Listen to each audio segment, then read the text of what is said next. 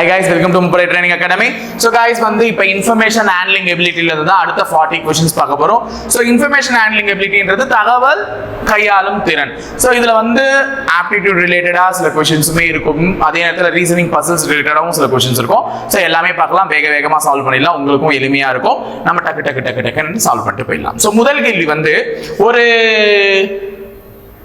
தரவு செயலாக்கம் क्वेश्चंसல இருந்து கொடுத்திருக்காங்க. என்ன அப்படினு பாத்தீங்கன்னா, வாரத்தில் உள்ள இந்த 5 நாட்கள், அதாவது திங்கள், செவ்வாய், புதன், வியாழன், வெள்ளி, Monday, Tuesday, Wednesday, Thursday, Friday, இதுல ஒரு 5 பிரிண்டர்ஸ் வந்து எவ்வளவு பேजेस வந்து பிரிண்ட் பண்ணிருக்கு அப்படின்ற மாதிரி சொல்லிருக்காங்க. இப்போ M என்றது ஒரு பிரிண்டர், N ஒரு பிரிண்டர், O, P, Q இதெல்லாம் பிரிண்டர். முதல்ல இந்த டேபிள் பார்க்கும்போது அது என்ன சொல்ல வருதுன்றது தெரிஞ்சாதான் நம்ம क्वेश्चंस படிக்கும்போது அது எப்படின்றதே புரிய வரும். அப்ப இதெல்லாம் நம்ம வந்து பார்த்து வச்சுக்கணும் ஃபர்ஸ்டே. சோ இப்போ இந்த M, N, O, P, Q ன்றது வந்து 5 பிரிண்டர். இந்த 5 பிரிண்டரும் ஒரு நாளுக்கு எவ்வளவு பேஜ் வந்து பிரிண்ட் பண்ணுது. இப்ப செவ்வாய்க்கிழமை எடுத்துக்கிட்டீங்கன்னா N பிரிண்டர் எத்தனை பேஜ் பிரிண்ட் பண்ணிருக்கு? 172.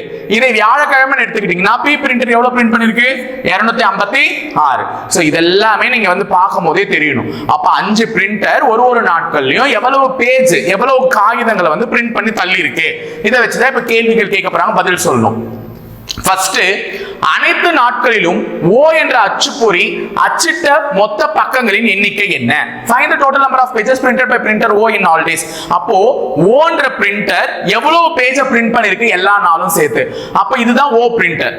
அது திங்கள், செவ்வாய், புதன், வியாழன், வெள்ளிலாம் எவ்வளவு பிரிண்ட் பண்ணிருக்குன்னு சொல்லிருக்காங்க. அப்ப இது என்ன பண்ண போறீங்க? ஜஸ்ட் கூட்டி சொல்ல போறீங்க. அப்ப எவ்வளவு பேஜ் பிரிண்ட் பண்ணிருக்கு? 4 3 7 7 ஒரு 3 10 18 18 ஒரு 3 21. சோ 2 5 8 10 14 19 19 ஒரு 5 24, 2 reminder.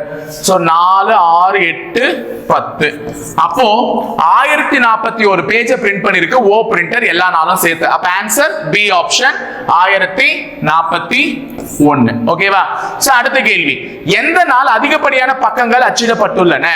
In which day maximum pages is to be printed அப்படினு சொல்லிட்டு கேட்டிருக்காங்க. எந்த நாள் அப்படினு கண்டுபிடிக்கிறதுக்கு ஒவ்வொன்றையும் என்ன பண்ணணும்? கூட்டணும். இதுதான் வந்து வழி. ஆக்சுவலா உனக்கு அந்த மார்க் வேணும்னா ஒவ்வொன்றையும் கூட்டணும். அதாவது திங்கட்கிழமை கூட்டணும், செவ்வாய்க்கிழமை கூட்டணும், புதன், வியாழன், வெள்ளி எல்லாத்தையும் கூட்டி அதுல எந்த நாள் அதிகமா பிரிண்ட் ஆயிருக்குன்றத சொல்லணும். ஆனா இதுல ஒரு கம்பேரிசன் இருக்கு. இப்ப இதுல பாருங்க, 100 சில்லறை 200 சில்லறை பேजेस பாத்தீங்கல்ல, 100 சில்லறை 200 சில்லறை இருக்கு.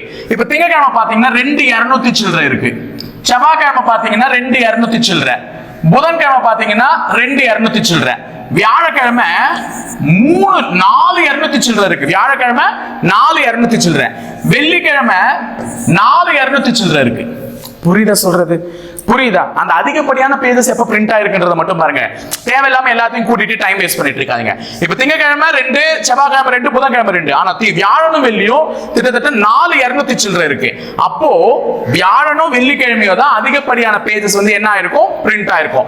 அப்ப நீங்க 5த்தையுமே கூட்டுறதை விட வியாழன் வெள்ளி கூட்டினா மட்டுமே போதும். அதுலயுமே சில கம்பேரிசன்ஸ் பார்க்கலாம். கிட்டத்தட்ட 240 233 இது ரெண்டுமே ஈக்குவலா இருக்கு. இதுல கம்பேர் பண்ணும்போது இவன் தான் அதிகம். அடுத்தது இங்க பாருங்க, 289 284 இத கம்பேர் பண்ணும்போது இவன் தான் அதிகம். அப்ப ரெண்டு கேம் வச்ச கம்பேர் பண்ணும்போது கிட்ட இருக்கிற வேல்யூ. அடுத்தது 158 153 அதுல இவன் வின் பண்ணிருக்கான். அடுத்தது 256 251 அதுல இவன் வின் பண்ணிருக்கான். பாக்கி லாஸ்டா பாருங்க 271 இங்க 219 அதுல இவன் ரொம்பவே கம்மியா இருக்கான், இவன் ரொம்பவே அதிகமா இருக்கான். இதுலயே நான் சொல்லிடுவேன் எந்த நாள் தான் பேஜ் அதிகமா பிரிண்ட் ஆயிருக்கு? வெள்ளிக்கிழமை தான். உனக்கு வேணும்னா இது ரெண்டுத்தையுமே கூட்டி பார்த்து என்ன பண்ணு? ஆன்சர் பண்ணு. ஆனா நான் வந்து சொன்ன வழிமுறை இதுதான், வேகமா பார்க்கிறதுக்கு. அப்ப எந்த நாள் அதிகமா பேஜ் பிரிண்ட் ஆயிருக்குன்னா தாராளமா சொல்லலாம் வெள்ளிக்கிழமை. ஓகேவா? சோ அடுத்த கேள்வி, செவ்வாய் அன்று N மற்றும் Q அச்சுப்பொறிகளில் அச்சடிக்கப்பட்ட பக்கங்களின் வித்தியாசம் காண்க. வித்தியாசம். What is the difference of the papers printed on Tuesday in the printers N and Q? அப்போ செவ்வாய்க்கிழமை N பிரிண்டர்லயும் Q பிரிண்டர்லயும் அச்சிடப்பட்ட பக்கங்களுடைய வித்தியாசம். வித்தியாசம்னா என்னமா? மைனஸ். அப்போ Q பிரிண்டர்ல 297, N பிரிண்டர்ல 171 செவ்வாய்க்கிழமை. சோ இது ரெண்டுத்துக்குள்ள வித்தியாசம். 7ல 2 போச்சுனா 5, 9ல 7 போச்சுனா 2, 2ல 1 போச்சுனா 1. 125 பக்கங்கள் வித்தியாசம். அப்போ இது ரெண்டுத்துக்கும் உள்ள வித்தியாசம் எத்தனை? 125 பக்கங்கள். So answer C option 125. 125. ஓகேவாமா? சோ இதுவரை முடிஞ்சுச்சா? 3 கேள்விகள். சோ அடுத்த கேள்விகள் வேற ஒரு படத்தை சார்ந்து இருக்கிறது. அப்ப முதல் படத்துக்கு 3 கேள்விகள் தான் கேட்டிருந்தா அது ஈஸியா சால்வ் பண்ணி முடிச்சிட்டீங்க. இப்ப அடுத்த கேள்விகள் பிசிக்ஸ், கெமிஸ்ட்ரி. இந்த மாதிரி டார்க் ஷேட் உள்ள பேட்டர்ன் வந்து பிசிக்ஸ். புரியுதா? டார்க் ஷேட் உள்ள பேட்டர்ன் பிசிக்ஸ். இந்த மாதிரி காலியா இருக்கிறது வந்து என்னன்னு பாத்தீங்கன்னா கெமிஸ்ட்ரி. அப்போ 5 மாணவர்கள் இருக்காங்க. PQRST கீழே ஸ்டூடண்ட்ஸ் கொடுத்திருக்காங்களா? அப்ப 5 மாணவர்கள் எவ்வளவு மதிப்பெண்களை பெற்றிருக்கார்கள் பிசிக்ஸ் கெமிஸ்ட்ரியிலன்னு சொல்லிட்டு கொடுத்திருக்காங்க. சோ P மாணவன் பிசிக்ஸ்ல எவ்வளவு பெற்றிருக்கிறான்? 120க்கும் 140க்கும் நடுவுல இருக்கு. அப்போ P மாணவன் பிசிக்ஸ்ல எவ்வளவு வாங்கியிருக்கானா 130 மார்க். கெமிஸ்ட்ரியில எவ்வளவு வாங்கியிருக்கான்? கெமிஸ்ட்ரி பாரு இங்க இருக்கா, இது 100க்கும் 80க்கும் நடுவுல இருக்கு. அப்ப அது என்னது? 90. ஓகேவா? நான் 80க்கும் 100க்கும் நடுவுல இருக்குன்னா என்ன அர்த்தம்? 90. ஏன்னா 20 ஸ்கேல்ல பிரியுது. அப்ப 20 ஸ்கேல்ல பிரியும் போது நடுவுல இருக்கிற அளவு வந்து ஞாபகம் வச்சுக்கோங்க. 20, 40, 60 பிரியும் போது நடுவுல இருக்கிறது 50, 30, 10 அப்படிதான் இருக்கும். ஓகேவா? சோ இதை வச்சு மார்க்க பார்க்கணும். அப்ப மார்க்க பேஸ் பண்ணி இந்த क्वेश्चंस இருக்கு. ஒவ்வொரு மாணவனும் எவ்வளவு மதிப்பெண் பெற்றாங்க நீட்டு. இப்ப கேட்டிருக்க क्वेश्चन ஃபர்ஸ்ட் பாருங்க. What is the average marks obtained by all the students in the physics subject? இயற்பியல் பாடத்தில் அனைத்து மாணவர்களும் பெற்ற சராசரி மதிப்பெண் என்ன? அப்ப எல்லா மாணவர்களும் இயற்பியல்ல பெற்ற சராசரி. அப்போ சராசரினால என்ன பண்ணுவீங்க? எத்தனை இருக்கோ அதால கூட்டி அதால வகுக்கணும். இப்ப 5 பேரோட மார்க் கேட்டா 5 பேர் மார்க்கையும் கூட்டி 5ஆல வகுப்பீங்க. அந்த மாதிரி இயற்பியல் மார்க் உடைய சராசரி தான் கேட்டிருக்காங்க. அப்ப எல்லாருடைய பிசிக்ஸ் மார்க்கையும் கூட்டி 5ஆல வகுக்கணும். ஏன்னா நம்ம கிட்ட எத்தனை ஸ்டூடண்ட்ஸ் இருக்காங்க? 5 ஸ்டூடண்ட்ஸ் இருக்காங்க. அப்ப பிசிக்ஸ் மார்க் தான் கூட்டுங்க. ஃபர்ஸ்ட் பையன் P எவ்வளவு எடுத்தா? 130 மார்க். Q எவ்வளவு எடுத்திருக்கான்? 120. R எவ்வளவு எடுத்திருக்கான்? 80. R வந்து பிசிக்ஸ்ல 80. S எவ்வளவு எடுத்திருக்கான்? 70. S வந்து 70. லாஸ்டா T 50. ஓகேவா? சோ கூட்டலாமா வேகமா? 0 7 3 ஒரு 10 8 2 ஒரு 10. வேகமா 10 வர மாதிரி எண்ணுங்க. 7 3 கூட்டினா 10, 8 2 கூட்டினா 10, 20 ஆச்சா? இது ஒரு 5 25. சோ 45. அப்ப 450 டிவைடட் பை 5. ஏன் 5ஆல வகுத்தேன்? அங்க கேட்டிருக்கிறது சராசரி. அப்ப 5ஆல வகுக்கணும். சோ 5ஆல வகுக்கும் போது 90. அப்ப சராசரி மதிப்பெண் எவ்வளவுன்னு கேட்டா அனைத்து மாணவர்களும் இயற்பியலில் பெற்ற சராசரி மதிப்பு எவ்வளவு? 90. புரிஞ்சதா? 90. சோ இரண்டாவது கேள்வி அடுத்தது. அதுக்கு அடுத்தது கேள்வி what is the ratio between the marks obtained by the student P in chemistry and student T in physics? P என்ற மாணவன் வேதியியலில் பெற்ற மதிப்பெண்ணுக்கும் T என்ற மாணவன் இயற்பியலில் பெற்ற மதிப்பெண்ணுக்கும் உள்ள விகிதங்களை காண்க. விகிதங்கள் கேட்கும்போது யாரை கேட்கறாங்க, எப்படி கேட்கறாங்கன்றத ஃபர்ஸ்ட் பார். ஃபர்ஸ்ட் கேட்டது P பத்தி. P என்ன சப்ஜெக்ட்? வேதியியல். இரண்டாவதா கேட்டது T பத்தி. T என்ன சப்ஜெக்ட்? இயற்பியல். அப்ப ஃபர்ஸ்ட் வேதியியல் மார்க் P, இரண்டாவது இயற்பியல் மார்க் T. சோ இத வச்சு தான் விகிதம் போடணும். அப்போ மார்க்க பார்த்து எழுத கத்துக்கோங்க. ஃபர்ஸ்ட் P வந்து எந்த சப்ஜெக்ட்ல எடுத்துக்கணும்? கெமிஸ்ட்ரியில. கெமிஸ்ட்ரியில P எவ்வளவு மார்க் எடுத்திருக்காரு? 90 மார்க் எடுத்திருக்காரு. கெமிஸ்ட்ரியில P எவ்வளவு மார்க்? 90 மார்க். அதே மாதிரி T எந்த சப்ஜெக்ட்? இயற்பியல். அப்ப T இயற்பியல் எவ்வளவு எடுத்திருக்காருன்னா 50. சோ இது ரெண்டுத்துக்குள்ள விகிதம் தான் கேட்டிருக்காங்க. விகிதம்னா இது எந்த வாய்ப்பாடுல பொதுவா அடிப்படுதோ அதை அடிச்சுட்டு வரணும். இது ரெண்டுமே 10 டேபிள்ஸ்ல வரும். 10 டேபிள்ஸ்ல அடிக்கிறதுக்கு முன்னாடி இது 0 0 அடிச்சுக்கோங்க. 0 அடிச்சிட்டாலே முடிஞ்சிருச்சு. 9:5. அப்போ P என்ற மாணவர் வேதியியலில் பெற்ற மதிப்பெண்ணுக்கும் T என்ற மாணவர் இயற்பியலில் பெற்ற மதிப்பெண்ணுக்கும் உள்ள விகிதம் என்ன? 9:5. So the answer option is C. ஓகேவா? ஆன்சர் ஆப்ஷன் என்னது? C. ஓகேவா? ஓகேவா? Next question. ஆறாவது கேள்வி. Which students get 20% more in chemistry exceeding that of physics? இயற்பியலை விட வேதியியலில் எந்த மாணவர் 20% அதிக மதிப்பெண்களை பெற்றுள்ளார்? அப்போ ஏதோ ஒரு ஸ்டூடெண்ட் இயற்பியலை காட்டிலும் வேதியியல்ல அதிக மதிப்பெண்கள் பெற்றிருக்கிறார். அதுவும் எத்தனை சதவீதம்? 20%. அது யாருன்னு கேட்டிருக்காங்க. சோ இப்போ பார்க்கும்போது நமக்கு தெரியணும் எதை காட்டிலும் எது அதிகமா இருக்கணும்? பிசிக்ஸ். பிசிக்ஸை காட்டிலும் எது அதிகம்? கெமிஸ்ட்ரி. அப்ப பிசிக்ஸை காட்டிலும் கெமிஸ்ட்ரி எத்தனை சதவீதம் அதிகமா இருக்கணும்? 20% அதிகமா இருக்கணும். அப்ப மார்க் எதுல இருக்கணும்? கெமிஸ்ட்ரியில தான் அதிகமா இருக்கணும். அப்போ ஃபர்ஸ்ட் P பாரு, இவன் பிசிக்ஸ்ல அதிகம் கெமிஸ்ட்ரியில கம்மி. அப்ப P கிடையாது. Q பாரு, இவனும் பிசிக்ஸ்ல அதிகம் கெமிஸ்ட்ரியில கம்மி. அப்ப Qவும் கிடையாது. இப்போ இவனுங்க 3 பேரும் தான் பிசிக்ஸை விட கெமிஸ்ட்ரியில அதிகமா இருக்கானுங்க. அப்போ பிசிக்ஸை விட கெமிஸ்ட்ரியில அதிகமா உள்ள ஒருத்தர் வந்து ஆரா இருக்கலாம், எஸ்ஆ இருக்கலாம், டிஆ இருக்கலாம். அதுவும் எத்தனை சதவீதம் கேட்டிருக்காங்க? கரெக்டா 20% கேட்டிருக்காங்க. அப்ப இவங்க 3 பேர்ல யார் 20% அதிகமா இருக்காங்கன்னா, முதல்ல அவங்களுடைய பிசிக்ஸ் மார்க்குக்கு 20% கண்டுபிடிக்கணும். அத அதிகமா எடுத்துக்கணும். அப்ப முதல்ல பிசிக்ஸ் மார்க் பாரு. இப்ப டி லாஸ்ட்ல இருந்து வரலாம். டி னுடைய பிசிக்ஸ் மார்க் பாரு. டி னுடைய பிசிக்ஸ் மார்க் வந்து 50. அப்போ டி பிசிக்ஸ்ல வாங்கி இருக்கிற மார்க் 50. இந்த 50 மார்க்கினுடைய 20% எவ்வளோ? 50 மார்க்கினுடைய 20%. 20% இப்படிதான் எழுதணும். 20/100 தானே 20%. அப்போ இது ஒரு முறை, இது 2 முறை, இது அடிச்சா 10. அப்போ 50 மார்க்கினுடைய 20% எவ்வளோ? 10 மார்க். அப்போ பிசிக்ஸை விட 10 மார்க் அதிகமா இருக்கணும் அவன் கெமிஸ்ட்ரியில. இதுதான் கணக்கே. பிசிக்ஸை விட கெமிஸ்ட்ரியில 20% மார்க் அதிகமா இருக்கணும்னா பிசிக்ஸ்ல அவன் எவ்வளவு மார்க் எடுத்தானோ அதை விட 20%. அப்ப பிசிக்ஸ்ல 50 மார்க் எடுத்திருந்தானா 50 20% என்றது எவ்வளவு மார்க்? 10 மார்க்.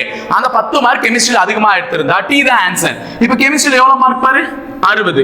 அப்போ டி என்ற நபர் தான் கெமிஸ்ட்ரியில எவ்வளவு எடுத்திருக்கான்? 60. அப்ப அவன் பிசிக்ஸ்ல 50 மார்க், கெமிஸ்ட்ரியில 60 மார்க். அப்ப இதை காட்டிலும் இதுல எத்தனை சதவீதம் அதிகமா எடுத்திருக்கான்? 20%. அப்ப இந்த கேள்வியினுடைய பதில் வேற யாரும் அல்ல, நம்மளுடைய டி. ஓகேவா? So answer option D. முடிஞ்சதா? ஓகேவா? சோ அடுத்த கேள்வி பை சார்ட்மா. ஒரு பை சார்ட் கொடுத்திருக்காங்க. அதாவது ஒரு சில எம்ப்ளாய்ஸ் மொத்தமா 1800 பேர் இருக்காங்களா? எத்தனை பேரு? 1800 எம்ப்ளாய்ஸ் இருக்காங்க. டெல்லியில 32% பேர் வேலையை விட்டு போயிருக்காங்க. பிரேக்கப் ஆஃப் எம்ப்ளாய்ஸ், வேலையை விட்டு சென்றுள்ளனர். அப்ப பிரேக்கப் ஆயிருக்கு. சோ டெல்லியில 32% எம்ப்ளாய், அதாவது எக்ஸ்ன்ற ஒரு கம்பெனில இருந்து என்ன பண்ணிருக்காங்க? எம்ப்ளாய்ஸ வேலையை விட்டு அனுப்பிச்சிருக்காங்க. அப்ப வெவ்வேறு நகரங்களில் இயங்கிக் கொண்டிருக்கும் அந்த எக்ஸ்ன்ற கம்பெனில இருந்து வெவ்வேறு வகையான பர்சன்ஸ் என்ன பண்ணிருக்காங்க? வெளியேற்றிருக்காங்க. அதுல டெல்லியில இருந்து 32% வெளியேற்றிட்டாங்க. மும்பைல இருந்து 21% வெளியேற்றிட்டாங்க. பாட்னால 8%, கொல்கத்தால 16%, சென்னையில 12%, பூனேல வந்து 11%. இதை வந்து வெளியேற்றிருக்காங்க. சோ இதை வச்சு இப்ப நம்ம கேட்டிருக்க கேள்விகளுக்கு பதில கண்டுபிடிக்கணும். முதல் கேள்வி பாரு. How many employees are break up from the company X in the city of Patna? பாட்னாவில் உள்ள நிறுவனம் X இல் இருந்து எத்தனை பேர் வேலையை விட்டு சென்றுள்ளனர்? அப்போ பாட்னாவில் எத்தனை பேர் வேலையை விட்டு போயிருக்காங்க? 8% பேர். பாட்னால எத்தனை பேர் வேலை விட்டு போயிருக்காங்க? 8% பேர். இதுதான் பாட்னா. அப்ப நல்லா ஞாபகம் வச்சுக்கோங்க. சதவீதம்னால எப்படி எழுத சொன்னேன்? 8%னா 8/100. 8%னா 8/100. சோ இந்த பாட்னால 8% பேர் வேலையை விட்டு போயிருக்காங்க. அது மொத்தம் வேலையை விட்டு போனவங்கல்ல 8%. மொத்தம் வேலையை விட்டு போனவங்க 1800. அதுல 8% பேர். அப்ப அந்த 8% எவ்வளவுன்னு கேக்குறான் நம்மள கேள்வி. அப்போ இதை எதால பெருக்கணும்னா 1800ஆல. ஏன்னா இந்த 1800ன்றதுதான் மொத்த நபர்கள். அதுல 8% பேர் வேலையை விட்டு போயிருக்காங்க பாட்னாவில இருந்து. அதுதான் நம்மள கேட்டிருக்கிறது. அப்போ இந்த 2 0க்கு இந்த 2 0 கேன்சல். அப்போ 18ஐயும் 8ஐயும் பெருக்கணும். 8 8 64, 1 8 6 14. அப்போ பாட்னாவில் இருந்து வேலையை விட்டு சென்றவர்கள் எத்தனை பேர்? 144 பேர். சோ கேள்விக்கான பதில் இருக்கா? பி ஆப்ஷன்ல இருக்கு பாருங்க, 144. ஆன்சரை மார்க் பண்ணுங்க. ஓகேவா? அடுத்தது, எந்த நகரத்தில் அதிகப்படியான ஊழியர்கள் வேலையை விட்டு சென்றுள்ளனர்? In which city highest number of employees will break up? இப்பதான் நம்ம பார்த்தோம். படத்தை பார்க்கும் போதே நான் சொன்னேன். எதுல வந்து இது நீ கண்டுபிடிக்கணும்னு அவசியம் இல்ல, நம்பர் எல்லாம் கண்டுபிடிக்கணும்னு அவசியம் இல்லைங்க. சதவீதத்தை பாருங்களேன். எதுல ஹையஸ்ட் சதவீதம் இருக்கு? டெல்லி. டெல்லியில தான் 32% பேர் வேலையை விட்டு போயிருக்காங்க. அப்ப எந்த நகரத்துல அதிகப்படியான மக்கள் வேலையை விட்டு போயிருக்காங்க அப்படின்னு நீங்க பாத்தீங்கன்னாலே சொல்லிடலாம், அது வேற எங்கும் இல்ல, நம்மளுடைய டெல்லி மாநகரத்தில். ஓகேவா? டெல்லி மாநகரம். ஓகேவா? So next, what is the difference between the breakup employees from the cities Delhi to Kolkata? Delhi மற்றும் கொல்கத்தா ஆகிய நகரங்களில் இருந்து வெளியேறிய ஊழியர்களுக்கு இடையேயான வித்தியாசம் காண்க. ஊழியர்களுக்கு இடையேயான எந்தெந்த நகரம்? டெல்லிக்கும் கொல்கத்தாக்கும். சோ இதுல நீங்க என்ன பண்ணுவீங்க? டெல்லியில எவ்வளவு பேர்னு கண்டுபிடிச்சு, கொல்கத்தால எவ்வளவு பேர்னு கண்டுபிடிச்சு, அது ரெண்டுத்தையும் கழிச்சு சொல்லுவீங்க. ஏன்னா வித்தியாசம் தான் என்ன கழிச்சு சொல்றது. ஆனா அதுக்கெல்லாம் டைம் வேஸ்ட் பண்ணாதீங்க. டெல்லியில எவ்வளவு பேர் வேலையை விட்டு போனாங்க, கொல்கத்தால எவ்வளவு பேர் வேலையை விட்டு போனாங்க, அதாவது 32% எவ்வளவு, 16% எவ்வளவு, இதெல்லாம் கண்டுபிடிச்சு கழிக்காதீங்க. நீங்க டைரக்டா என்ன பண்ணுங்கன்னா, டெல்லி கொல்கத்தா இது ரெண்டுத்துக்கு இடையேயான வித்தியாசம் தானே கேக்குறா. அப்ப வித்தியாசம்னா மைனஸ். அப்ப டெல்லியில எத்தனை சதவீதம் பேர் வேலையை விட்டு போயிருக்கான்? 32. கொல்கத்தால எத்தனை சதவீதம்? 16. அப்ப இது 32%த்துல 16% போச்சுன்னா எவ்வளவு சதவீதம்? 16%. அப்ப இந்த 16% என்னன்னு கண்டுபிடிச்சாலே ஆன்சர் முடிஞ்சிடும். அப்ப 16% என்னன்னு சொன்னாலே என்ன பண்ணிடலாம், ஆன்சர் கண்டுபிடிச்சா டைரக்டா ஒரே சதவீதத்தை கண்டுபிடிச்சிடலாம். நீ தேவையில்லாத 32% என்னன்னு கண்டுபிடிச்சு 16% என்னன்னு கண்டுபிடிச்சு அதை கழிக்கிற வேலை எல்லாம் வேண்டாம். 32ல 16 போச்சுன்னா 16, அந்த 16% தான் ஆன்சராவே இருக்கும். சோ 16% எவ்வளவுக்கு? 16% 16/100 எழுதிட்டீங்க. எவ்வளவுக்கு? 1800 பேருக்கு. அப்ப 1800 பேருக்கு 16%, 2 0க்கு 2 0 கேன்சல் பண்ணிடுங்க. அப்ப 16ஐயும் 18ஐயும் பெருக்கணும். சோ 8 ஆர் 48, சோ 8 1 8 12, சோ 16 அப்படியே போட்டா 8 8 2 288 பேர். அப்ப டெல்லி மற்றும் கொல்கத்தாவிற்கு இடையேயான வித்தியாசம் நபர்கள் எவ்வளவுனா 288 பேர். நான் என்ன சொல்றேன்றது புரியுதாமா? இதுக்கு சதவீதம் 32% எவ்வளவுன்னு கண்டுபிடிச்சு அதுக்கு 16% எவ்வளவு கண்டுபிடிச்சு ரெண்டுத்தையும் கழிச்சாலும் அதே ஆன்சர் தான். நான் என்ன சொன்னா அந்த சதவீதத்திலே கழிச்சு அந்த வர சதவீதம் எவ்வளவு தொகைன்னு கண்டுபிடிச்சாலே முடிஞ்சிச்சு ஒரே ஸ்டெப்ல. சோ 288 பேர். அப்போ டெல்லி மற்றும் கொல்கத்தாவிற்கு இடையேயான வித்தியாச தொகை எவ்வளவு? 288. முடிஞ்சுதா? சோ அடுத்தது இது இன்னொரு கேள்வி, இன்னொரு வந்துருச்சா? சரி, இது இன்னொரு படம். இந்த படம் என்ன சொல்லுது? Number of employees in 5 organisations during 5 years. அதாவது 5 வருடங்களில் ஒவ்வொரு நிறுவனத்தில் பணியாற்றிய ஊழியர்களின் விவரம். இப்ப ஏ என்ற நிறுவனத்துல 2003ல 69 பேரும், 2004ல 55 பேரும், 2005ல 56 பேரும், 2006ல 59 பேரும், 2007ல 65 பேரும் வேலை செஞ்சிருக்காங்க. இந்த மாதிரி ஒண்ணா பார்க்கணும். ஓகேவா? சோ இப்போ கேள்வி என்னன்னு பார்த்துடலாம். What is the total number of employees works in the organization C over all the years? அனைத்து வருடங்களிலும் C என்ற நிறுவனத்தில் பணிபுரிந்த அனைத்து ஊழியர்களின் எண்ணிக்கை என்ன? அப்ப C என்ற நிறுவனத்தில் பணிபுரிந்த அனைத்து ஊழியர்கள். அப்படி யாரை மட்டும் கூட்டணும்? எல்லா வருஷத்திலையும் C-ல பங்காற்றியவர்கள். அப்ப இதை மட்டும் கூட்டிட்டு வரணும். அப்ப கூட்டு 95 89 85 75 70. ஓகேவா? கூட்டு பார்க்கலாம் வேகமா. 15 15 ஒரு 9 24. அடுத்தது 11 11 ஒரு 8 19 19 ஒரு 8 27 27 ஒரு 14 37 41. ஓகேவா? 414. அப்ப C என்ற நிறுவனத்தில் மொத்தமாக வேலை செஞ்சது எத்தனை பேருன்னு பாத்தீங்கன்னா 414. So answer option is B. ஓகேவா? So அடுத்த question. In the year 2007, employees worked in organization B is how much percentage more than the employees worked in the same organization in the year 2004? தெளிவா புரியுதா என்ன இது? இங்கிலீஷ்ல question படிக்கும் போது இது மாதிரி எல்லாம் கேட்பாங்க. பெர்சன்டேஜ் क्वेश्चंस வைக்கும் போது தமிழ்ல தெளிவா படிங்க. நிறுவனம் B இல் 2007இல் பணிபுரிந்த ஊழியர்கள் அதே நிறுவனத்தில் 2004ஆம் ஆண்டு பணிபுரிந்த ஊழியர்களை காட்டிலும் எத்தனை சதவிகிதம் அதிகம்? அப்ப இங்க கொடுத்திருக்க 2 வருஷம் பாத்துக்கோங்க. 2007 2004. எந்த நிறுவனம்? B என்ற நிறுவனம். அப்போ B என்ற நிறுவனத்துல 2007ல ஒரு சில பேர் பணியாற்றி இருக்கிறார்கள், 2004ல ஒரு சில பேர் பணியாற்றி இருக்கிறார்கள். இந்த வருஷத்தை காட்டிலும் இதுல அதிகமா பணியாற்றி இருக்கிறார்கள். அதுதான் எத்தனை சதவீதம்னு கேட்டிருக்கான். இப்ப பாருங்க அந்த क्वेश्चन பாருங்க. 2007 2004 இங்க வாங்க. எது? B என்ற இந்த நிறுவனம். B என்ற நிறுவனத்துல 2004ல எத்தனை பேர் பணியாற்றி இருக்கிறார்கள்? 100. இதே 2007ல எவ்வளவு பேர் பணியாற்றி இருக்கிறார்கள்? 120. இதை காட்டிலும் இது எவ்வளவு பேர் அதிகம்னு கேட்டா நான் சொல்லுவேன், சார் 20 பேர் அதிகம் sir.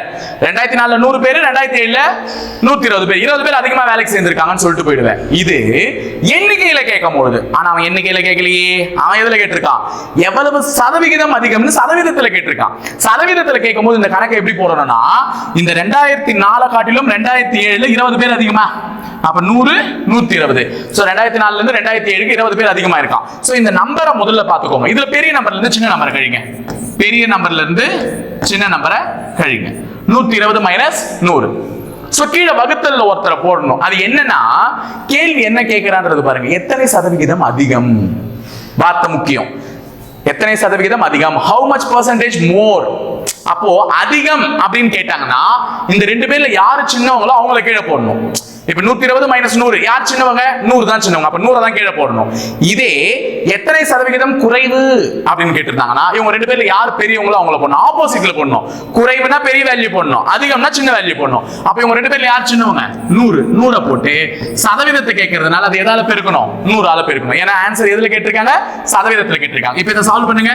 120 minus 100 20 by 100 into 100. So 20 20 அடிச்சா 20% அதிகம். சார் இதை தான் சார் முதல்ல 20 அதிகம் சொன்னேன் அப்படின்னீங்கன்னா அது எண்ணிக்கை, இந்த எண்ணிக்கை ரொம்ப சுலபமா இருக்கு அதனால 20 வந்துடும். ஆனா இதே எண்ணிக்கை வேற விதமா இருந்தா இந்த மெத்தட்ல போட்டா மட்டும்தான் ஆன்சர் வரும். அதனால கண்டுபிடிச்சு வச்சுக்கோங்க. சோ A 20% அதிகம். ஓகேவா? சோ அடுத்தது, what is the ratio between the employees working in the organization D in the year 2003 and 2006? 2003 மற்றும் 2006 இல் பணிபுரிந்த ஊழியர்கள், D என்ற நிறுவனத்தில் பணிபுரிந்த ஊழியர்களின் விகிதம் காண்க. அப்ப 2003 2006 D, இதுதான் D.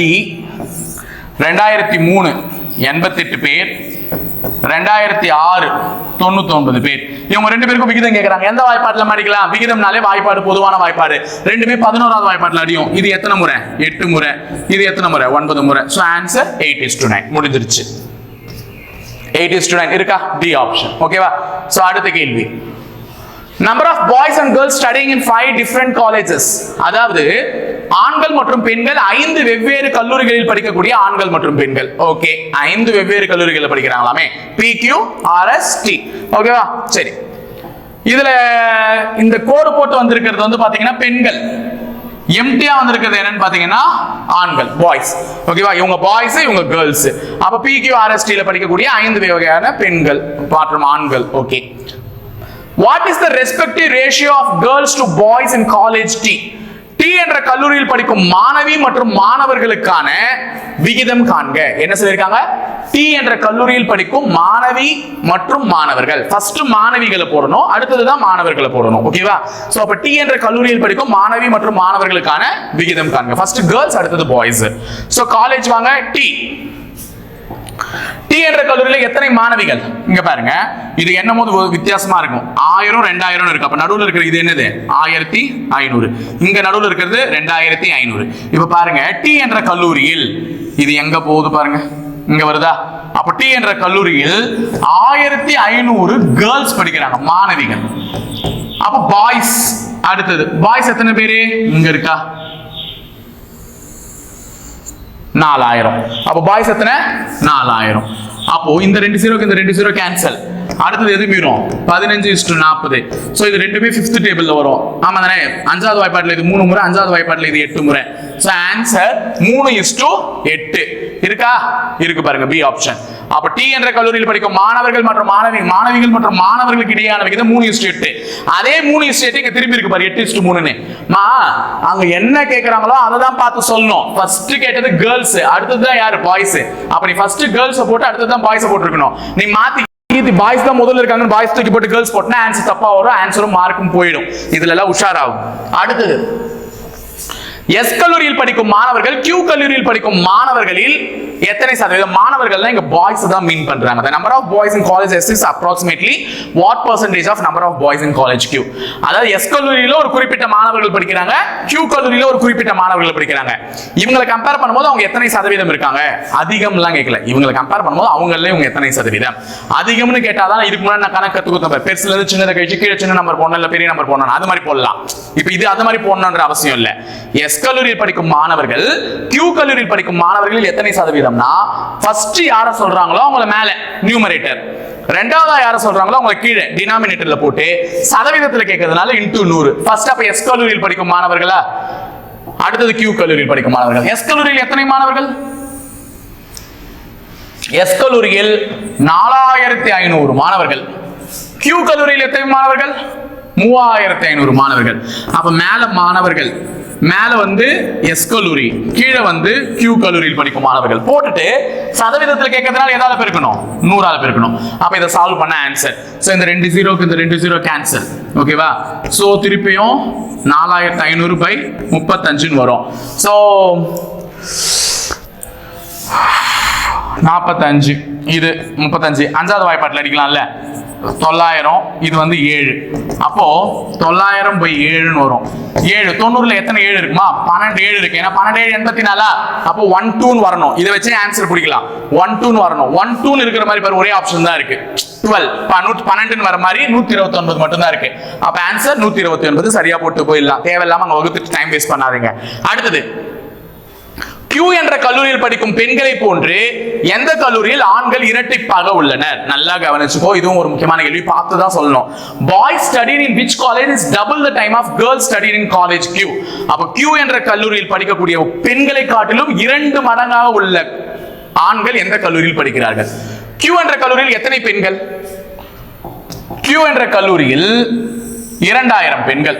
Q என்ற கல்லூரியில் 2000 பெண்கள். இவர்களை காட்டிலும் 2 மடங்குனா எத்தனை ஆண்கள் இருக்கணும்? 4000. ஏன்னா 2000ன்றது 1 மடங்குனா 2 மடங்குனா எவ்வளோ? 4000. அப்போ 4000 பாய்ஸ் எந்த காலேஜ்ல படிக்கிறாங்கன்னு கேக்குறாங்க. இதுதான கேள்வி. Q என்ற கல்லூரியில் படிக்கும் பெண்களை காட்டிலும் 2 மடங்காக ஆண்கள் எந்த கல்லூரியில் படிக்கிறார்கள்னா Q என்ற கல்லூரியில் 2000 பெண்கள், அவர்களை காட்டிலும் 2 மடங்குனா 4000. அப்ப அது எந்த காலேஜ்? பாய்ஸ் 4000 இருக்கிறது. பாய்ஸ் 4000 இங்க கோட் போட்டே வா, தெரியும் எங்க? டி. அப்ப டி கல்லூரியில் தான் 4000. அப்ப ஆன்சர் வந்து இதுக்கு என்ன காலேஜ்? D college. ஓகேவா? D D. ஓகேவா? சரி பச்சா. அடுத்தது இது ஒரு question. birth rates in different countries, England, Sweden, New Zealand, Germany, India, China. so வெவ்வேறு நாடுகளில் உள்ள பிறப்பு விகிதங்கள் 20னா 20000 1000 கொடுத்திருக்காங்க. பர்த் ரேட் என்னன்னு கொடுத்திருக்காங்க? thousands கொடுத்திருக்காங்க. அப்ப 20000. இங்கிலாந்துல 20000, ஸ்வீடன்ல 15000, நியூசிலாந்துல 30000, ஜெர்மனில 16, இந்தியாவுல 33000, சைனால 40000. சோ இந்த கேள்வி படிச்சுக்கோங்க. 16வது கேள்வி. ஜெர்மனியை விட 25% பிறப்பு விகிதம் அதிகம் உள்ள நாடு எது? ஜெர்மனி விட பிறப்பு சதவிகிதம் 25% அதிகம் உள்ள நாடு. அப்ப ஜெர்மனி எவ்வளவு இருக்கு முதல்ல? ஜெர்மனி எவ்வளோ? ஜெர்மனி 16. ஜெர்மனி எவ்வளோ? 16. அந்த 16ஐ விட 25% அதிகமா இருக்கும்னா இந்த 16 25% எவ்வளோன்னு கண்டுபிடி. அதை அதிகமா கூட்டிக்கணும், அவ்வளவுதான். இப்ப 16 தானே, இந்த 16 25% கண்டுபிடிக்கணும்னா 25/100.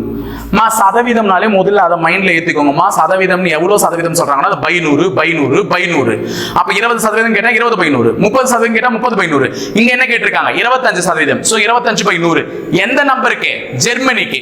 ஜெர்மனி எவ்வளோ? 16. அப்ப 16 25%. இது ஒரு முறை, இது 4 முறை, இது அடிச்சா 4. அப்போ ஜெர்மனியினுடைய 25% எவ்வளோ? 4. ஜெர்மனியுடைய 25% எவ்வளோ? 4. அப்ப ஜெர்மனியை காட்டிலும் 25%னா இவன் 16 இருக்கானா? அப்ப இத கூட 4 கூட்டிக்கணும். 25% என்ன? 4. இவனோட 4 யார் அதிகமா இருக்குதுன்னு கேக்குறாங்க. யார் அதிகமா இருக்குது? இங்கிலாந்து. 16 கூட 4 கூட்டினா 20. அந்த 20 யாரு? இங்கிலாந்து. அப்ப இந்த முதல் கேள்விக்கான பதில் என்ன? England. So answer option C. புரியுதா சொல்றது? 25%னா ஜெர்மனி எவ்வளவு மக்கள் தொகையோ அதனுடைய 25%. அவங்க 16000. நீங்க ஆன்சர் 1000 சொல்லிட்டு வெறும் 16 போட்டீங்கன்னா 0 இருந்தாலும் ஒண்ணுதான், இல்லனாலும் ஒண்ணுதான், அது கேன்சல் ஆயிடும் கடைசில. ஓகேவா? சோ அத பாக்கும்போது அப்படிதான் பாப்போம். அதனால தான் சொல்றேன் 16னே போட்டு கண்டுபிடி. 16க்கு 25%ன்றது 4. அந்த 4 மிச்சமா யார் இருக்கான்னு கேட்டாங்க. அது இங்கிலாந்து தான் இருக்குது. முடிஞ்சிருச்சு. அடுத்தது இந்தியாவின் பிறப்பு விகிதம் இங்கிலாந்தின் பிறப்பு விகிதத்தில் எத்தனை சதவீதம்?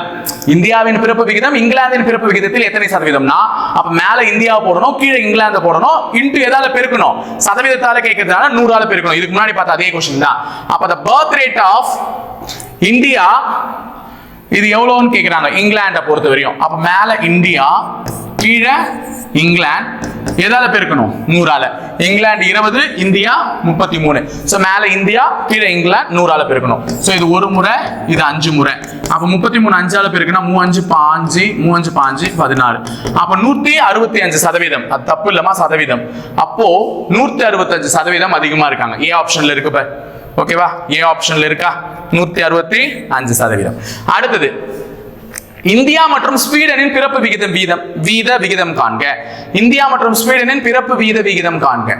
இந்தியாவுக்கும் ஸ்வீடனுக்கும் கேக்குறாங்க. அப்ப இந்தியா இங்க இருக்கா, ஸ்வீடன் இங்க இருக்கா? இந்தியாவுக்கும் ஸ்வீடனுக்கும் இந்தியா எவ்வளவு? 33. ஸ்வீடன் எவ்வளவு? 15. எந்த வாய்ப்பாடுல பொதுவா அடிப்படையும்? மூணாவது வாய்ப்பாடு. மூணாவது வாய்ப்பாடுல இது 11 முறை, மூணாவது வாய்ப்பாடுல இது 5 முறை. சோ 11:5. சோ ஆன்சர் ஆப்ஷன் இருக்கா? 11:5 பி ஆப்ஷன்ல இருக்கு. அவ்வளவுதான். இப்ப வரையும் தகவல் செயலாக்கத்துல கணக்கா போட்டுட்டு வந்தோம். இனிமே பசில் சால்வ் பண்ணலாமா? இது இங்கிலீஷ் மீடியம் क्वेश्चंस பாத்துக்கோங்க. இங்க நம்ம தமிழ் மீடியம் வச்சு சால்வ் பண்ண போறோம். அனு மற்றும் பிரியா இருவரும் வரலாறு மற்றும் கணிதம் படித்தனர். அப்ப அனுன்னு ஒரு பொண்ணு, பிரியான்னு ஒரு பொண்ணு. இவங்க ரெண்டு பேரும் எது படிச்சாங்களா? வரலாறு கணிதம். வரலாறு கணிதம். ஓகேவா? அடுத்தது பிரியா மற்றும் சோபா. பிரியா ஆல்ரெடி இருக்காங்க. அப்ப யார் பேரை போடணும்? சோபா. பிரியா மற்றும் சோபா இருவரும் கணிதம் மற்றும் தமிழ் படித்தனர். பிரியா கிட்ட ஆல்ரெடி கணிதம் இருக்கு, அப்ப எதை மட்டும் எழுதிடலாம்? தமிழ். பிரியா மற்றும் சோபா இருவரும் கணிதம் மற்றும் தமிழ் படித்தனர். அப்ப சோபா கணிதம் தமிழ். ஓகேவா? அடுத்தது அனு மற்றும் மாலதி. அனு மற்றும் மாலதி, அனு பேர் ஆல்ரெடி இருக்கு, அப்ப மாலதி பேர் மட்டும் எழுதிக்கணும். அனு மற்றும் மாலதி இருவரும் தமிழ் மற்றும் ஆங்கிலம் படித்தனர். அனு கிட்ட தமிழும் இல்ல ஆங்கிலமும் இல்ல, அதனால தமிழும் எழுதிட போறேன், ஆங்கிலமும் எழுதிட போறேன். இதே மாலதி கிட்ட தமிழ் ஆங்கிலம் எழுதிட்டு போறேன். அடுத்தது மாலதி அனு மற்றும் கலா. மாலதி அனு மற்றும் கலா, அப்ப கலா பேர் இல்ல, எழுதிக்கோங்க. மாலதி அனு மற்றும் கலா மூவரும் அறிவியல் ஆங்கிலம் தமிழ். அறிவியல் ஆங்கிலம் தமிழ், அப்ப அறிவியல் ஆங்கிலம் தமிழ். யாரு? கலா. மாலதி கிட்ட ஆல்ரெடி தமிழும் ஆங்கிலமும் இருக்கு, அப்ப எதை மட்டும் எதனா போதும்? அறிவியல் மட்டும் எதனா போதும். அனு கிட்ட தமிழும் ஆங்கிலமும் இருக்கு, அப்ப அவங்களுக்கு எதை மட்டும் எதனா போதும்? அறிவியல் மட்டும் எதனா போதும். அப்ப இவங்க தான் இதை படிச்சிருக்காங்கன்றத சொல்லிட்டாங்க. இப்ப இதை பார்த்து நம்ம கீழே இருக்க கேள்விக்கு என்ன பண்ணிடலாம்? ஆன்சர் பண்ணிடலாம். டக்கு டக்குன்னு பண்ணுவீங்கல்ல, இப்ப இதை குறிச்சு வச்சுக்கோங்க. ஏன்னா எனக்கு இப்ப கட் பண்ணா இதாயிடும், கேன்சல் ஆயிடும், அதனால நீங்களும் குறிச்சு வச்சுக்கோங்க. நானுமே இப்போ என்ன பண்ண போறேன்னா ஒரு போட்டோ எடுத்து வச்சுக்க போறேன். ஏன்னா எனக்கு போட்டோ எடுத்து வச்சுட்டா பார்த்து கீழே இருக்க கொஸ்டின்ஸ்க்குலாம் ஆன்சர் சொல்றது கரெக்டா இருக்கும். ஓகேவா? ஸோ எடுத்துடலாமா? ஒரு போட்டோ மட்டும் எடுத்துக்கிறேன். இப்போ எடுத்துட்டு நம்ம டக்கு டக்கு ஆன்சரை பார்த்து சொல்ல போறோம். கீழே இருக்க கேள்விகளுக்கெல்லாம் நீங்களும் கூட சேர்ந்து சொல்ல போறீங்க. ஃபர்ஸ்ட், முதல்ல இவர்களில் யார் அதிக பாடங்களை படித்தனர்? அதிக பாடங்களை படித்தது முதலில் இருந்த பெண்ணான அனு. அனுதான் 5 சப்ஜெக்ட் படிச்சிருந்துச்சு. ஓகேவா? அனுதான் அப்ப முதல் கேள்விக்கு பதில். அனு 5 சப்ஜெக்ட் படிச்சிருந்துச்சு. அடுத்தது இவர்களில் யார் மிகவும் குறைவான பாடங்களை படித்திருந்தனர்? நடுவில் இருந்தாங்களே ஷோபா. ஷோபா தான் மிகவும் குறைவான பாடங்களை படித்திருந்தது. அப்ப ஆன்சர் என்ன? பி, ஷோபா. அடுத்தது 21. Who did not Tamil? Who did not study Tamil as a subject? Tamil படிக்காத ஒருவர் யார்? அனுவும் தமிழ் படிச்சாங்க, பிரியாவும் தமிழ் படிச்சாங்க, ஷோபாவும் தமிழ் படிச்சாங்க, மாலதியும் தமிழ் படிச்சாங்க, கலாவும் தமிழ் படிச்சிருக்காங்க. அப்ப எல்லாருமே தமிழ் படிச்சிருக்காங்க எனில் அப்படி யாரும் இல்லை. அப்படி யாரும் இல்லை, எல்லாருமே தமிழ் படிச்சிருக்காங்க. அப்ப நோ ஒன், அப்படி யாரும் இல்ல. அடுத்தது who did not study maths? Maths படிக்காதவங்க யாரு? அனு மேக்ஸ் படிச்சாங்க, பிரியா மேக்ஸ் படிச்சாங்க, ஷோபா மேக்ஸ் படிச்சிருக்காங்க. மாலதியும் கலாவும் மேக்ஸ் படிக்கல. மாலதியும் கலாவும் மேக்ஸ் படிக்கல. ஆனா ஆப்ஷன்ல நமக்கு யார் மட்டும் தான் இருக்கா? கலா மட்டும் தான் இருக்காங்க. சோ கலாவை குறிச்சுக்கோங்க. ஓகேவா? மாலதி இல்ல, கலா மட்டும் தான் இருக்காங்க. அடுத்தது 23. Who did not study English? English படிக்காதவங்க யாருன்னு கேக்குறாங்க. இங்கிலீஷ் யார் படிக்கல? இங்கிலீஷ் அனு படிச்சிட்டாங்க, ஷோபா படிக்கல, பிரியா படிக்கல. ஓகேவா? ஷோபாவும் பிரியாவும் படிக்கல. ஆனா ஆன்சர் ஆப்ஷன்ல யார் இருக்கிறது? ஷோபா. ஓகேவா? சோ ஓகே, முடிஞ்சதா? இது ஒரு பசில், இதுவும் முடிச்சிட்டோம். சோ 23 क्वेश्चन முடிச்சிட்டோம். இன்னும் 17 क्वेश्चन இருக்கு. வாங்க வேகமா போயிடலாம். அடுத்தது இது ஒரு பசில் தான். ஓகே ஓகே, சால்வ் பண்ணிடலாம். முதல்ல தமிழ் எடுத்துக்கிறேன், இங்கிலீஷ் மீடியம் ஸ்கிரீன்ஷாட்ஸ். ஓகேவா? 6 மாணவர்கள் ABCDEF ஒரு மைதானத்தில் அமர்ந்துள்ளனர். அதில் A மற்றும் B மாணிக்க வீட்டையும் மீதம் இருப்பவர்கள் மரகத வீட்டையும் சேர்ந்தவர்கள். அப்போ 6 பேரை பத்தி பேசுறாங்க. ABCDEF. இதுல யார் யார் எந்தெந்த வீடை சேர்ந்தவர்கள் சொல்றாங்க. யாரும் மாணிக்க வீடு, மாணிக்க வீட்டை சேர்ந்தவர்கள் ஏவும் பியும். அப்ப ஏவும் பியும் மாணிக்க வீடு, மத்தவங்க எல்லாம் என்னது? மரகத வீடு. ஓகேவா? அவங்க 2 பேரும் மாணிக்க வீடு, மத்தவங்க எல்லாம் என்னது? மரகத வீடு. அடுத்தது இதில் D மற்றும் F உயரமானவர்களா? D யும் F உயரமானவர்கள். D யும் F உயரமானவர்கள்னா பாக்கி இருக்கவங்க எல்லாம் என்னது? குள்ளமானவர்கள். பாக்கி இருக்கவங்க எல்லாம் என்னது? குள்ளமானவர்கள். அப்ப முதல்ல அவர்கள் வீட்டை பத்தி சொன்னாங்க, அடுத்தது அவர்களுடைய உயரத்தை பத்தி சொல்லியிருக்காங்க. அடுத்தது என்னது? இதில் C மற்றும் D கண்ணாடி அணிந்திருப்பர். C யும் D யும் கண்ணாடி போட்டிருப்பாங்க, மீதம் உள்ளவர் கண்ணாடி அணியவில்லை. அப்ப C யும் D யும் கண்ணாடி போட்டிருக்காங்க, மத்த யாருமே கண்ணாடி போடல. இப்ப அவங்க ஒரு கேள்வி கேட்டிருக்காங்க, பார்த்து பதில் சொல்லுங்க. இதில் கண்ணாடி அணிந்த உயரமான மரகத வீட்டை சேர்ந்த பெண் யார்? கண்ணாடி அணிந்தனாலே இவங்க 2 பேரும் தான். ஏன்னா C யும் D யும் தான் கண்ணாடி போட்டிருக்காங்க. அதுல உயரமான பெண்ணாலே D தான். அப்ப ஆன்சர் யாரு? D. முடிஞ்சிருச்சு. ஈஸியான கொஸ்டின். இப்ப இதே மாதிரி கொஸ்டின் தானே இந்த கீழே இருக்கிறது இல்லையா? அது ஒரு கொஸ்டின் தானா? ஓகேவா? 24. அடுத்தது 25ல இருந்து 27. இது ஒரு பசில் தாமா, வேகமா சால்வ் பண்ணிடலாமா? சோ அதே மாதிரி தான் மது மற்றும் ஷோபா, இது உங்களை வந்து சப்ஜெக்ட்ல படிச்சதை பத்தி சொல்லியிருக்காங்க. சோ மது ஷோபா இருவரும் நாடகம் மற்றும் கணினியில் திறமையானவர்கள். அஞ்சலி மற்றும் இது வந்து நீங்க ஆல்ரெடி படிச்சிருப்பீங்க, இந்த பசில்ஸும் சால்வ் பண்ணிருப்பீங்க. சோ இது வந்து ஹோம்வொர்க் நோட் பண்ணி வச்சுக்கோங்க. நோட் பண்ணி வச்சுட்டு நான் கேட்கக்கூடிய கேள்விக்கு மறக்காம ஆன்சர் பண்ணுங்க, ஏன்னா ரொம்ப ரொம்ப முக்கியம். இந்த கேள்விலாம் ஆல்ரெடி நீங்க சால்வ் பண்ணிருப்பீங்க, இது இன்னொரு முறை சால்வ் பண்ணி உங்களுடைய டைமை நான் வேஸ்ட் பண்ணணும்னு நினைக்கல. ஈஸியான ஒரு கொஸ்டின் தான். எனக்குமே இந்த இடத்துல ரொம்ப அன்கம்ஃபர்டபுளா தான் இருக்கு, வேத்துட்டு இருக்கு. ஓகே, பாத்துக்கோங்க, இந்த கொஸ்டின்ஸ் மட்டும் பாத்துக்கோங்க. இது வந்து ஆல்ரெடி சால்வ் பண்ணிருப்பீங்க, ஸ்கிரீன்ஷாட் எடுத்து வச்சுட்டு சால்வ் பண்ணி முடிஞ்ச உடனே கமெண்ட்ஸ்ல போடுங்க. இங்க பாருங்க, இந்த கொஸ்டினுக்கு என்ன பதில், இந்த கொஸ்டினுக்கு என்ன பதில், 25க்கு என்ன பதில், 26க்கு என்ன பதில், 27க்கு என்ன பதில், இது மூணுத்தையும் மறக்காம போட்டு போங்கம்மா. ஓகேவா? சரி, அது அடுத்த கொஸ்டின்ஸ் எக்ஸ்பிளைன் பண்ணலாம். இந்த 3 கொஸ்டின்ஸ்க்கும் என்ன ஆன்சர்ன்றத மறக்காம சொல்லிட்டு போங்க. போலாமா அடுத்த கொஸ்டின்? சோ இது வந்து ஒரு சீட்டிங் அரேஞ்ச்மெண்ட்மா. இந்த சீட்டிங் அரேஞ்ச்மெண்ட்டுமே நமக்கு தகவல் கையாளும் திறன்ல தான் கேட்பாங்க. சோ ஒரு 3 சீட்டிங் அரேஞ்ச்மெண்ட் இருக்கு, வாங்க சால்வ் பண்ணிடலாம் டக்கு டக்குன்னு. ஓகேவா? சோ ABCD GFG இவர்கள் ஆகியோர் ஒரு நேர் வரிசையில் வடக்கு நோக்கி அமர்ந்துள்ளனர். அப்ப நேர் வரிசைனா இதுதான். வடக்கு நோக்கி அமர்ந்துள்ளனர் 1 2 3 4 5 6 7. 7 பேருமே எப்படி இருக்காங்க? வடக்கு நோக்கி இருக்காங்க. ஓகேவா? சோ 2 பாசிபிலிட்டி போட்டுக்கலாம், எப்பவுமே 2. ஏன் நான் 2 போடுறேன்னா, இந்த மாதிரி நேர் வரிசையில உட்கார வைக்கிற மாதிரி இருந்துச்சுன்னா நமக்கு கண்டிப்பா என்ன ஆகும், 2 விதமா ட்ரை பண்ற மாதிரி ஆன்சர்ஸ் எடுத்துட்டு வருவோம். அதனாலதான் போடுறேன். சோ க்ளூ படிக்கலாமா ஒன்னொன்னா? F மற்றும் C இடையில் ஒரே ஒருவர். F க்கும் C க்கும் நடுவுல எத்தனை பேர் இருக்காங்களாம்? ஒரே ஒருவர். என்னடா சொல்றாங்க? எங்க உட்கார வைக்கிறது? எங்க வேணா உட்கார வைக்கலாம். FC இங்க உட்கார வைக்கலாம், FC இங்க உட்கார வைக்கலாம், FC எங்க வேணா உட்கார வைக்கலாம். இப்ப நீ எழுதி வச்சுக்கோ தனியா. F க்கும் C க்கும் நடுவுல எத்தனை பேர் இருக்கணும்? ஒரே ஒருத்தர் இருக்கணும். தனியா எழுதி வச்சிருக்கேன், F க்கும் C க்கும் நடுவுல ஒருத்தர் அப்படின்னுட்டு. ஓகேவா? அடுத்தது E என்பவர் A மற்றும் D இன் இடையே உள்ளார். அப்ப E ன்னு ஒரு ஆள் இருக்காராம். அந்த ஈன்ற ஒரு ஆள் யார் 2 பேருக்கு நடுவுல இருக்காரா? A மற்றும் D. ஏவுக்கும் டிக்கும் நடுவுல தான் E. இப்ப பாரு, ஏவுக்கும் டிக்கும் நடுவுல ஈனா இதை இப்படியும் எழுதலாம், இல்லைன்னா DEA இப்படியும் எழுதலாமா? ஆமா தானே? ஏவுக்கும் டிக்கும் நடுவுல E, ஏவுக்கும் டிக்கும் நடுவுல E.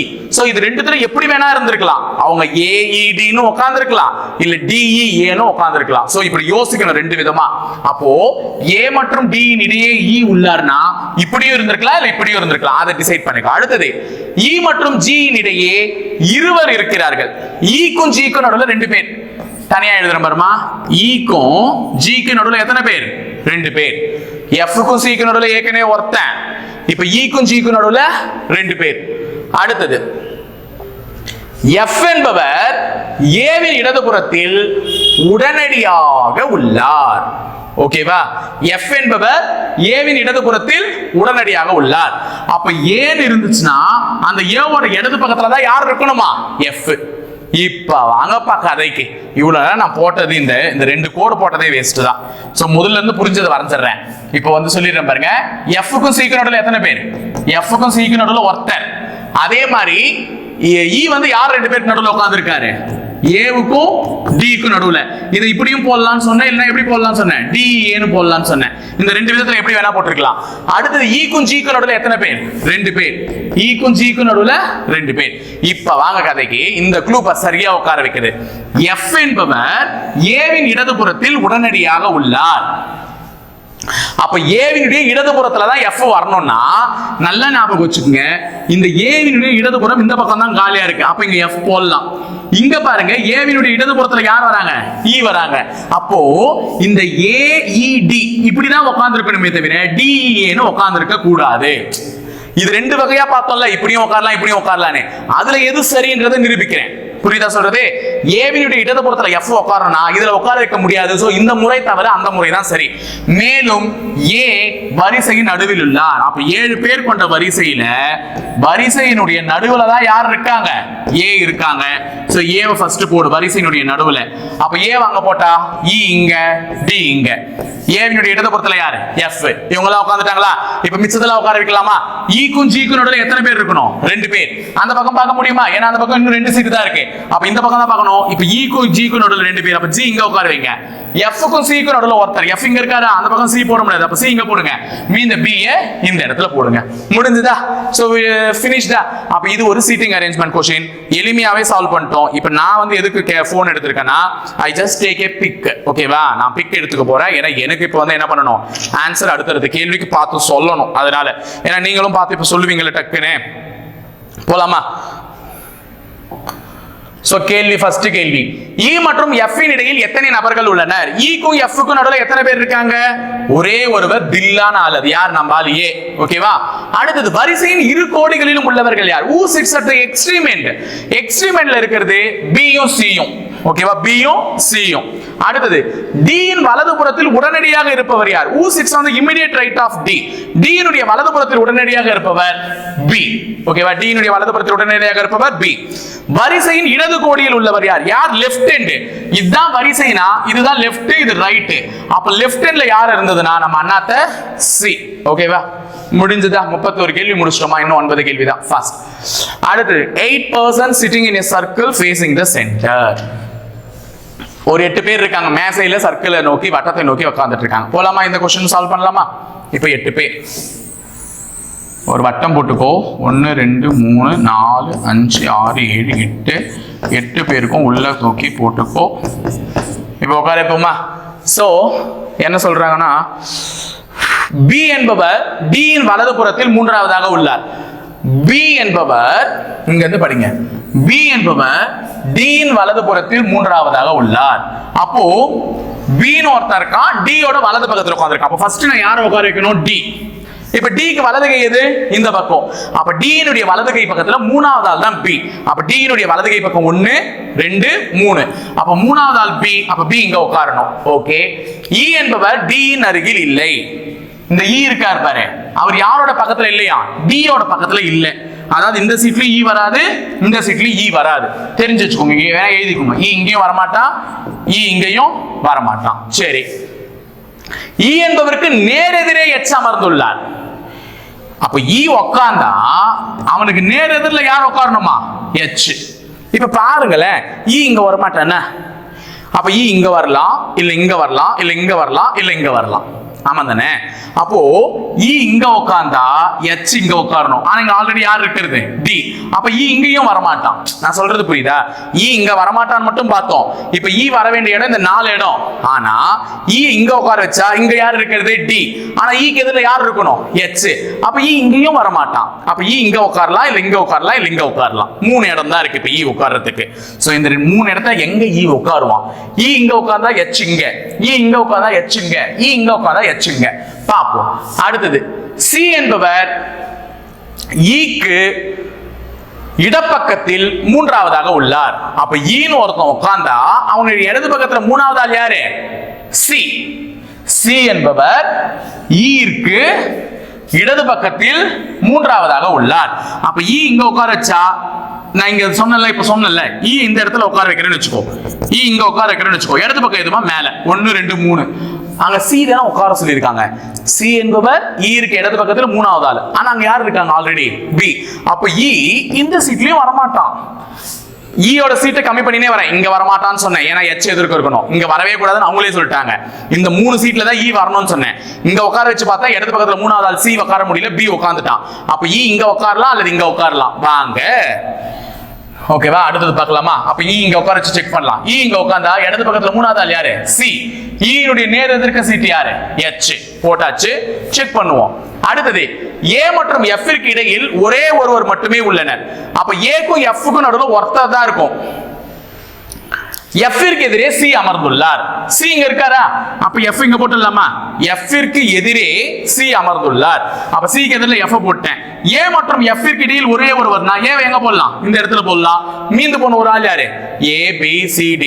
E F G தான் மீந்தாரு G இங்க போடலாம் அவ்வளவுதான் முடிஞ்சிச்சுமா கரெக்ட்டா உட்கார்ந்துட்டாங்க எல்லாரும் எந்த விதமான டிஸ்டர்பன்ஸும் இல்லாம சோ கடைசி க்ளூ மட்டும் டக்கு டக்குன்னு உட்கார வச்சிட்டேன் A மற்றும் F ற்கு இடையில் ஒரே ஒருவர் இருக்கணும்னு சொன்னாங்க எங்க போடுறதுன்னு யோசிச்சுட்டு இருந்தேன் இந்த ரெண்டு இடத்துல எங்கனா போடலானே அதுக்குள்ள டக்குன்னு சொல்லிட்டாங்க F க்கு எதிரே C உள்ளார். அப்ப F இங்க போட்டா A அங்க போட்டா மீந்த ஆல் G இங்க போட்டேன்.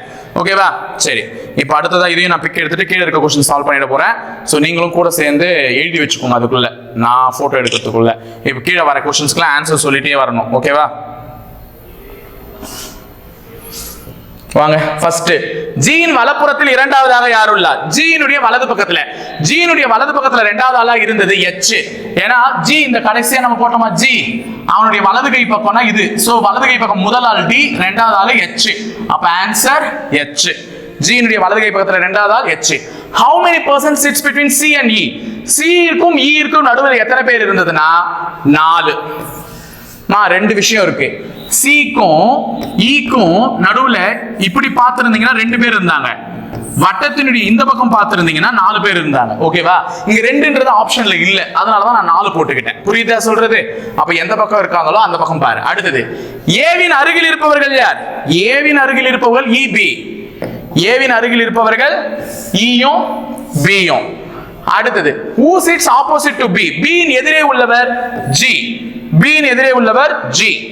அடுத்தது H இன் இடது பக்கத்தில் மூன்றாவதாக உள்ளவர் F. H இன் இடது பக்கத்தில் மூன்றாவதாக உள்ளவர் F. ஓகேவாமா?